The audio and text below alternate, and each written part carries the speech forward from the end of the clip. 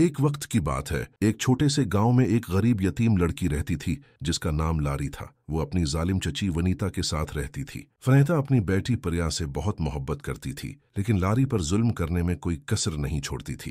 लारी दिन रात मेहनत करती, घर का सारा काम करती और बदले में सिर्फ गालियां सुनती।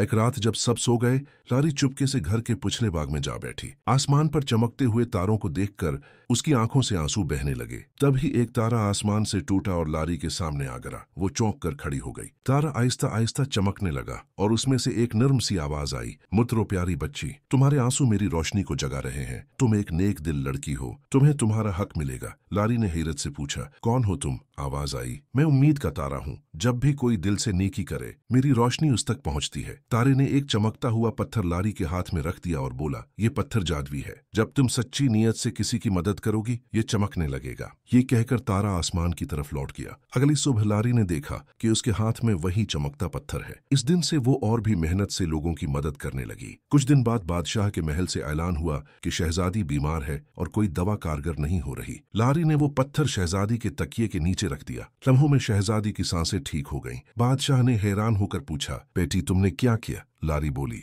मैंने बस नेकी पर भरोसा किया। बादशाह ने खुश होकर लारी को अपनी बेटी की तरह गोद ले लिया और वनीता और प्रिया को उनके जुल्म का फल मिला। वो महल से निकाल दी गई। यूं लारी की नेकी ने उसे शहजादी बना दिया। एक दूसरी रियासत में एक छोटी लड़की रहती थी जिसका नाम निक्की था। वो अपनी बड़ी बहन रोशा के साथ जंगल के किनारे एक कुटिया में रहती थी। रोशा का ख्वाब था कि वो बादशाह के दरबार में रुकासा बने, लेकिन बदकिस्मती से एक दिन एक बदसूरत जादूगरनी ने उसे पत्थर बना दिया। निक्की अपनी बहन को बचाने के लिए निकल पड़ी। रास्ते में उसे एक जादुई दरवाजा मिला जो आसमान की तरफ खुलता था। वहाँ 36 खूबसूरत परियां रहती थी। परियों की मुल्का ने निक्की से कहा, अगर तुम बहादुरी दिखाओ तो हम तुम्हारी बहन को बचाएंगी। निक्की ने हर आजमाइश जीत ली। कभी अंधेरे में रोशनी तलाश की, कभी तूफान से बात की, कभी अपनी आंखों के आंसू से झील को भर दिया। आखिरकार परियों ने जादूगरनी को शिकस्त दी और रोशा दोबारा इंसान बन गई। परियों की मुल्का ने निक्की को एक चमकती हुई फूल की अंगूठी दी और कहा, जब भी तुम्हें नेकी का रास्ता मुश्किल लगे, ये अंगूठी तुम्हें रोशनी दिखाएगी। निक्की और रोशा